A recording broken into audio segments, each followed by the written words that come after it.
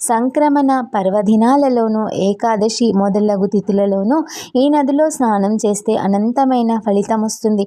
నిత్యము ఇందులో స్నానం చేసినా కూడా పూర్ణ ఆయుష్మంతులవుతారు. ఈ అశ్వత్థ వృక్షం దగ్గరనున్న మనోరథ తీర్థంలో స్నానం చేస్తే నిశ్చయంగా మనోరథాలన్నీ నెరవేరుతాయి.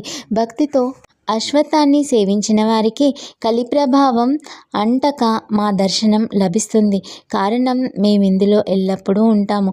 అట్టి ఈ కల్పవృక్షాన్ని సంగమేశ్వరుడైన సదాశివుణ్ణి పూజించి త్రయంబక మంత్రం పఠించాలి. శ్రీశైలంలో మల్లికార్జునుని వల్లే ఇక్కడ సంగమేశ్వరుడు సుస్థిరంగా ఉన్నాడు.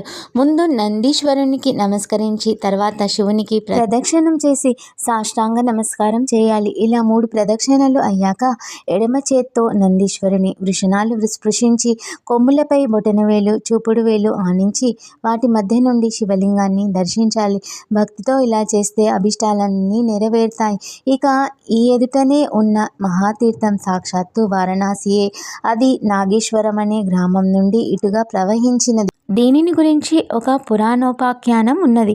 పూర్వం భారద్వాజ సగోత్రుడైన బ్రాహ్మణోత్తముడు నిరంతరం భక్తితో ఈశ్వరారాధన చేసి పూర్ణ విరాగి అయ్యాడు. అతనికి ఈశ్వర సాక్షాత్కారం కలుగుతూ ఉండేది.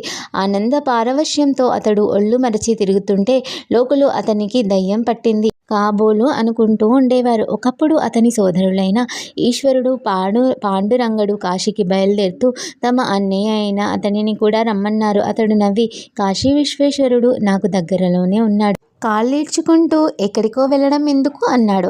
అలా అయితే మాకు చూపించగలవా అని అడిగినారు వాళ్ళు.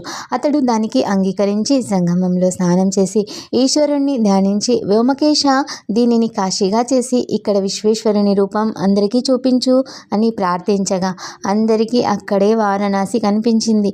ఈ కుండమే మణికర్ణిక అయ్యింది. ఈ నది ఉత్తరవాహిని అయ్యే చోట ఆ కాశీ ప్రకటమయ్యింది. కాశీలో ఉన్న దైవ రూపాలన్నీ ఇక్కడే కనిపించాయి.